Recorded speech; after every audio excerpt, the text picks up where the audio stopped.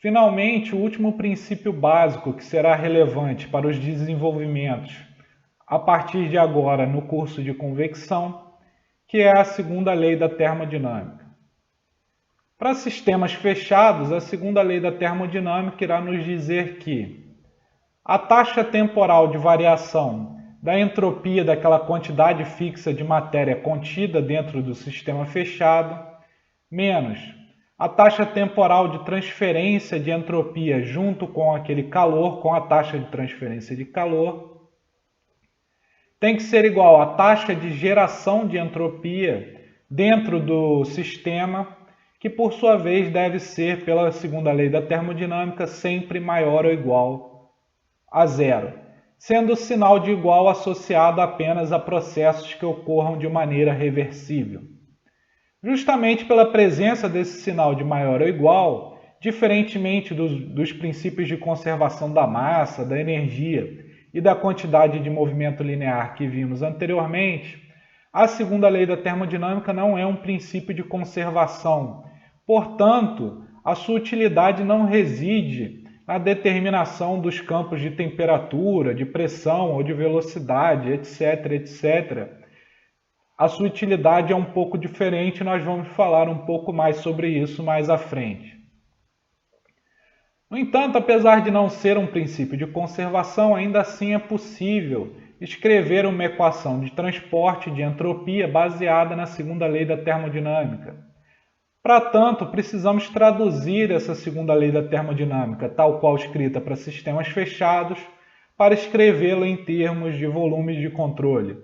Para isso, nós vamos precisar utilizar também o teorema do transporte de Reynolds. Associando então aquela grandeza extensiva do teorema que nós vimos, o psi maiúsculo, com a entropia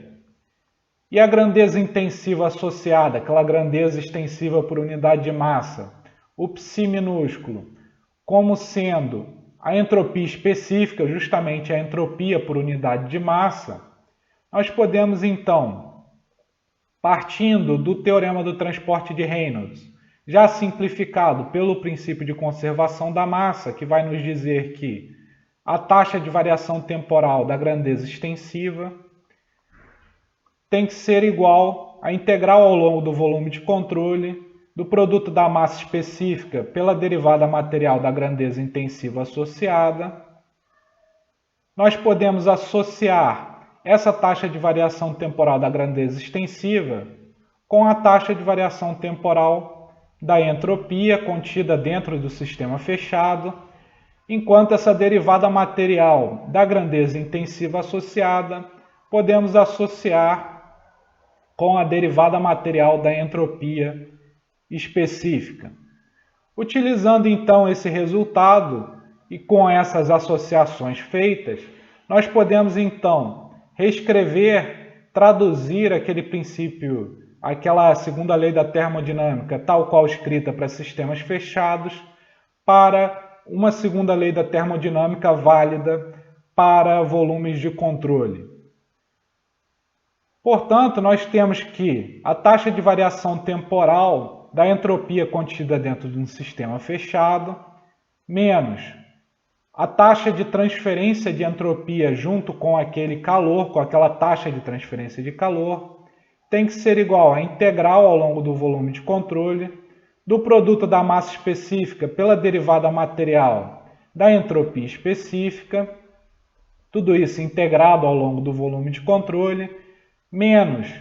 a taxa de transferência de entropia junto com a taxa de transferência de calor, tudo isso tem que ser igual à taxa de geração de entropia dentro do volume de controle, que como nós já discutimos, tem que ser sempre maior ou igual a zero. E esse é o ponto de partida a segunda lei da termodinâmica escrita para volumes de controle na sua forma integral. Vamos agora estabelecer a transferência de entropia com o calor, aquela transferência de entropia que acompanha a taxa de transferência de calor através do contorno do volume de controle. Para tanto, considere o volume de controle mostrado na direita da tela.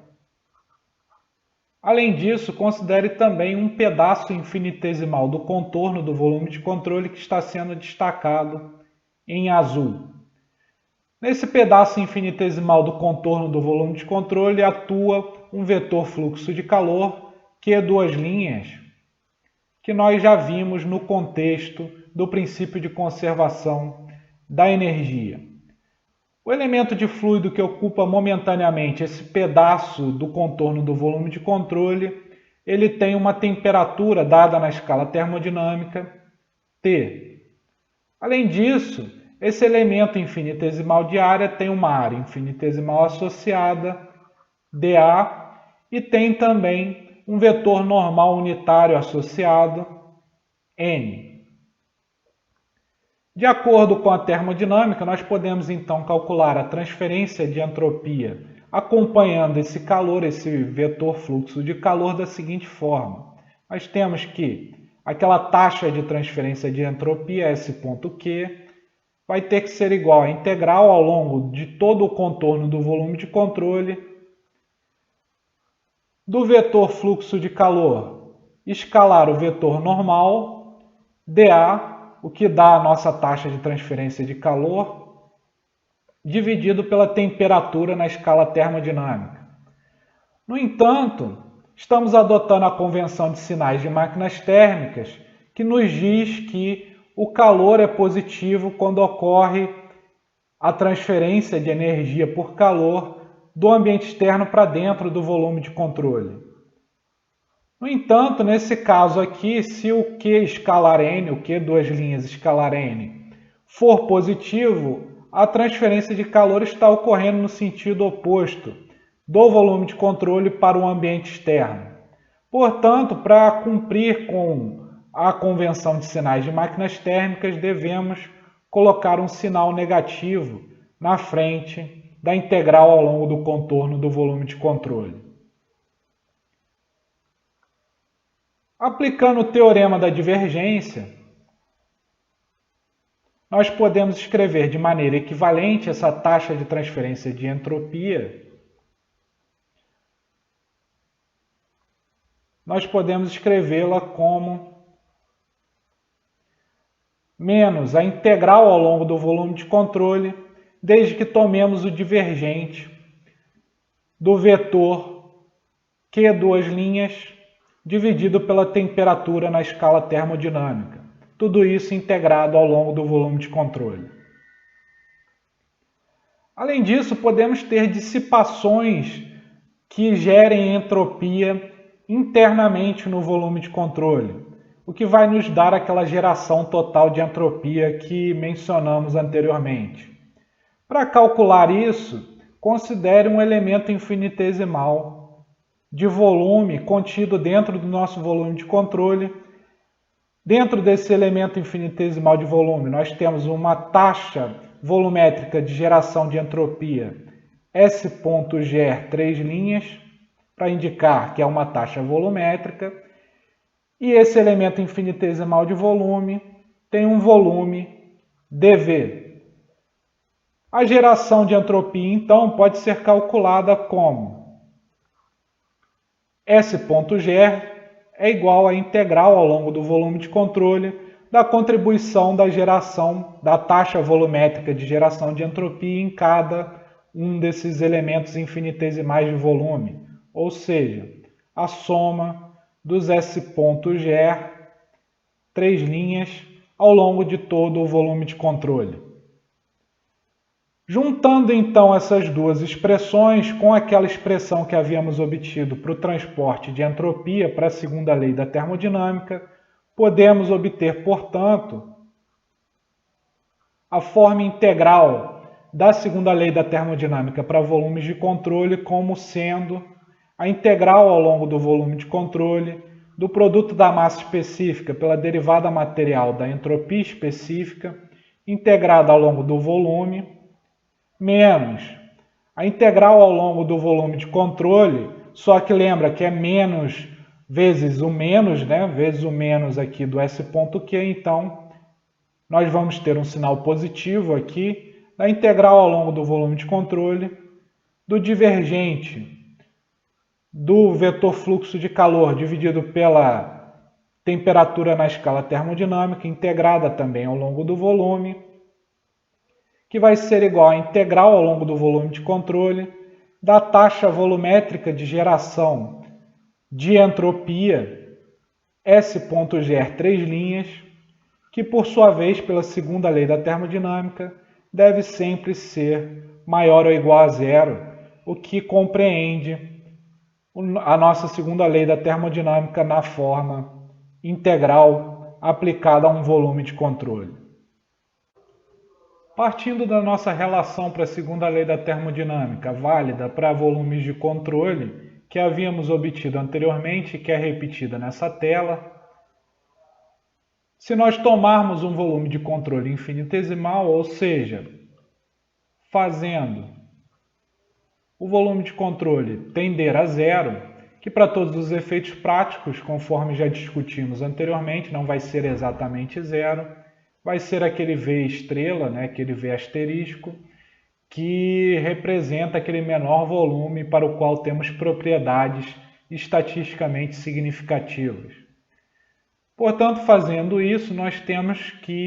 podemos obter a forma diferencial da segunda lei da termodinâmica,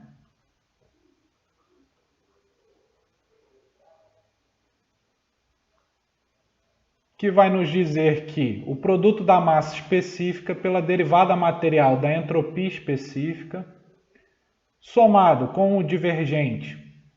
do vetor fluxo de calor, dividido pela temperatura na escala termodinâmica,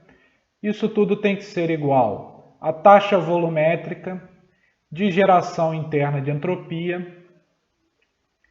que tem que ser maior ou igual a zero.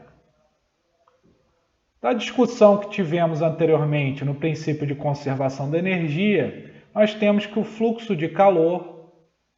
pode ser obtido dentro do escopo desse curso pela lei de Fourier. A lei de Fourier, por sua vez, nos diz que o vetor fluxo de calor é igual a menos a condutividade térmica K vezes o gradiente de temperatura. Substituindo então essa expressão para o vetor fluxo de calor na forma diferencial da segunda lei da termodinâmica, nós obtemos que o produto da massa específica pela derivada material da entropia específica menos o divergente do produto da condutividade térmica, pelo gradiente da temperatura dividido pela temperatura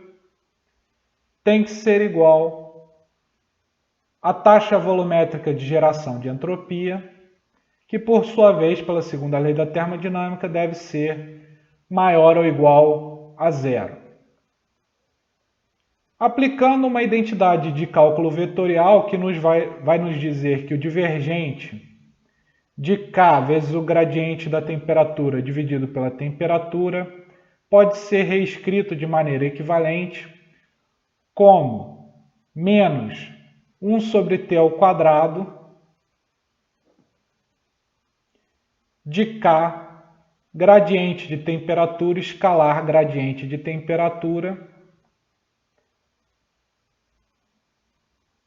somado com divergente de K vezes o gradiente de temperatura, dividido pela temperatura. Substituindo, então, essa relação, essa identidade de cálculo vetorial, naquela expressão que havíamos obtido para a forma diferencial da segunda lei da termodinâmica, já substituindo a lei de Fourier, nós obtemos que a massa específica vezes a derivada material da entropia específica, somado ao K, gradiente de temperatura escalar gradiente de temperatura, tudo isso dividido pela temperatura elevado ao quadrado, menos o divergente do K vezes o gradiente de temperatura, dividido pela temperatura, tem que ser igual à taxa de geração, a taxa volumétrica de geração de entropia, que por sua vez deve ser maior ou igual a zero. Tendo em mente a expressão para a forma diferencial da segunda lei da termodinâmica que acabamos de obter, que é repetida aqui nessa tela, e tendo também em mente as relações termodinâmicas entre propriedades termodinâmicas, as relações TdS, nós podemos escrever que um incremento infinitesimal de entalpia específica é igual ao produto da temperatura na escala termodinâmica pela variação infinitesimal da entropia específica, somado a uma variação infinitesimal na pressão, dividido pela massa específica. Rearranjando de maneira a explicitar a variação infinitesimal na entropia específica, nós obtemos que a variação infinitesimal na entropia específica é igual a uma variação infinitesimal na entalpia específica dividido pela temperatura na escala termodinâmica, menos uma variação infinitesimal na pressão dividido pelo produto da massa específica pela temperatura na escala termodinâmica. Em termos da derivada material, nós podemos então escrever que a derivada material da entropia específica é igual a 1 sobre a temperatura da derivada material da entalpia específica menos 1 sobre o produto da massa específica pela temperatura na escala termodinâmica da derivada material da pressão. Substituindo então essa expressão na forma diferencial da segunda lei da termodinâmica, nós obtemos que 1 sobre a temperatura na escala termodinâmica vezes o produto da massa específica pela derivada material da entalpia específica, menos a derivada material da pressão, somado com o produto da condutividade térmica pelo gradiente de temperatura escalar o gradiente de temperatura, tudo isso dividido pela temperatura na escala termodinâmica elevado ao quadrado, menos o divergente de K vezes o gradiente da temperatura, tudo isso dividido pela temperatura, tem que ser igual à taxa volumétrica de geração de entropia, que tem que ser, pela segunda lei da termodinâmica, maior ou igual a zero. No entanto, essa expressão aqui nos lembra a expressão da primeira lei da termodinâmica na forma diferencial na sua formulação, em termos da entalpia específica, e podemos associar essa diferença entre ρ dHdt e dP dt com o divergente de K vezes o gradiente de temperatura somado à taxa volumétrica de geração interna de calor, somado com o produto da viscosidade dinâmica, pelo φ maiúsculo, aquele termo de dissipação viscosa. Nós temos então que essa expressão para a forma diferencial da segunda lei da termodinâmica, quando combinada com a expressão diferencial para a conservação, para o princípio de conservação da energia, resulta em o divergente de K vezes o gradiente de temperatura, dividido pela temperatura na escala termodinâmica, somado com o termo de dissipação viscosa, μ vezes φ, somado por sua vez com a taxa volumétrica de geração interna de calor, tudo isso também dividido pela temperatura na escala termodinâmica, somado com K vezes o gradiente de temperatura, escalar o gradiente de temperatura, tudo isso dividido pela temperatura na escala termodinâmica elevado ao quadrado, menos o divergente de K vezes o gradiente de temperatura dividido pela temperatura, tem que ser igual à taxa volumétrica de geração de entropia, que por sua vez deve ser maior ou igual a zero. Repare que esses dois termos, o divergente de K gradiente de T dividido por T, esses dois termos cortam e nós ficamos apenas com uma expressão que vai nos dizer que a soma da dissipação viscosa, do termo de dissipação viscosa,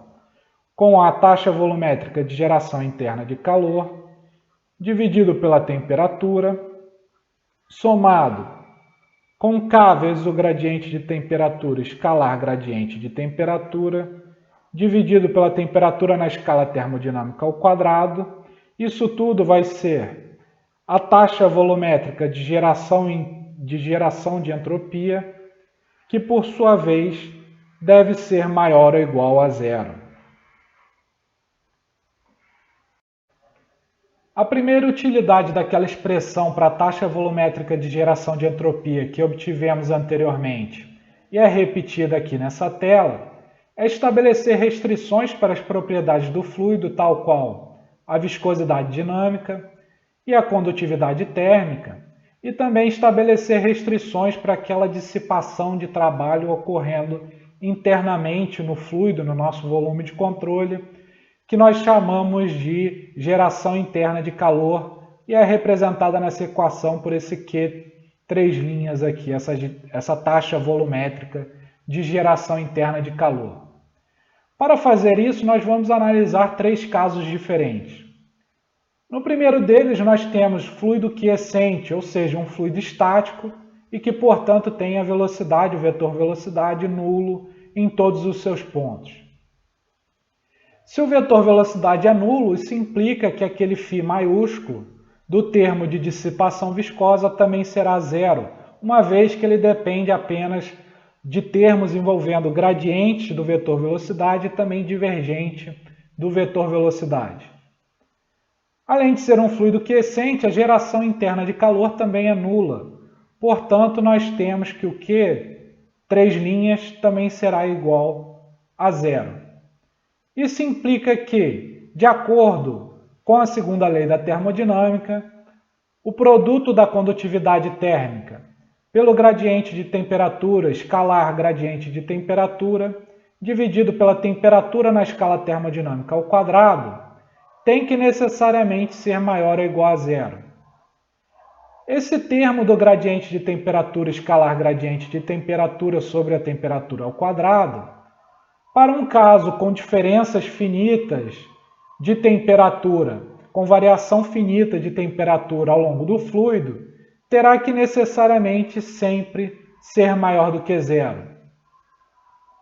Portanto, a implicação aqui da segunda lei será de que a condutividade térmica também terá que ser sempre maior ou igual a zero para cumprir com essa inequação. No entanto, um fluido com condutividade térmica nula não é físico, né? não significa muita coisa, portanto, a restrição imposta pela segunda lei da termodinâmica é justamente que a condutividade térmica é maior do que zero. No entanto, essa restrição não fica somente sujeita a esse caso em particular, uma vez que se reconheça que a condutividade térmica é uma propriedade do fluido e não do escoamento ou da situação física que se está analisando. Portanto, esse resultado de que a condutividade térmica tem que ser maior do que zero é geral. O segundo caso nos diz que temos um escoamento isotérmico. Se ele é isotérmico, a temperatura não varia e, portanto, o gradiente de temperatura é nulo. Além disso, o escoamento também não tem geração interna de calor. Portanto, como nós já discutimos, o Q, três linhas, também terá que ser igual a zero. Substituindo, então, esses dois fatos naquela expressão para a segunda lei da termodinâmica, nós obtemos que o produto da viscosidade dinâmica pelo φ dividido pela temperatura na escala termodinâmica tem que ser maior ou igual a zero. É possível demonstrar que o φ é sempre positivo, não importa o escoamento que você está analisando, e a temperatura está na escala termodinâmica, portanto, esse termo, essa razão entre o φ e a temperatura, tem que necessariamente ser maior do que zero, se você tiver um escoamento de fato, o fluido não estiver parado. Portanto, a implicação nesse caso aqui é de que a viscosidade dinâmica do fluido tenha que ser maior ou igual a zero, só que, da mesma forma como aconteceu com a condutividade térmica, não faz sentido, não há fluidos com viscosidade nula. Portanto, a restrição da segunda lei da termodinâmica é justamente de que a viscosidade dinâmica tenha que ser maior do que zero, tenha que ser positiva. Novamente, a viscosidade dinâmica é uma propriedade do fluido e não uma propriedade do escoamento da situação física em particular. Portanto, esse resultado também é geral. A terceira situação é uma situação em que temos fluido quiescente, ou seja, o φ maiúsculo é igual a zero, e ao mesmo tempo ele é isotérmico, ou seja, o gradiente de temperatura também é igual a zero. Isso implicará, então, que a razão entre a nossa taxa volumétrica de geração interna de calor dividido pela temperatura tem que ser maior ou igual a zero. No entanto, a temperatura está expressa na escala termodinâmica e, portanto, ela tem que ser maior do que zero. O que implica que, então, pela segunda lei da termodinâmica, que a taxa volumétrica de geração interna de calor tem que ser necessariamente maior do que zero, maior ou igual a zero nesse caso aqui, mas ela ser igual a zero significa apenas um caso sem geração interna de calor. Um exemplo clássico, talvez para entender melhor o que isso significa, um exemplo clássico é o exemplo do efeito Joule. No caso de um efeito Joule, em que nós temos uma resistência elétrica uniforme no volume de controle, temos também uma corrente elétrica uniforme, o efeito Joule pode ser calculado como a razão entre RI ao quadrado, a potência dissipada por efeito Joule, dividido pelo volume, o que será, no caso do efeito Joule, a nossa taxa volumétrica de geração interna de calor. Só que, pela essa restrição da segunda lei da termodinâmica, essa expressão terá que ser maior ou igual a zero. O que implica, se eu reconhecer que a corrente elétrica elevada ao quadrado é sempre positiva, e o volume é uma quantidade estritamente positiva, isso vai implicar, então, que a resistência elétrica tem que sempre ser maior do que zero. Resistência igual a zero não faz muito sentido, você não tem efeito Joule, não tem geração interna de calor. Sempre que você tiver o efeito Joule funcionando, a resistência elétrica tem que ser maior do que zero. E, de fato, não se encontra nenhum resistor com resistência elétrica menor do que zero.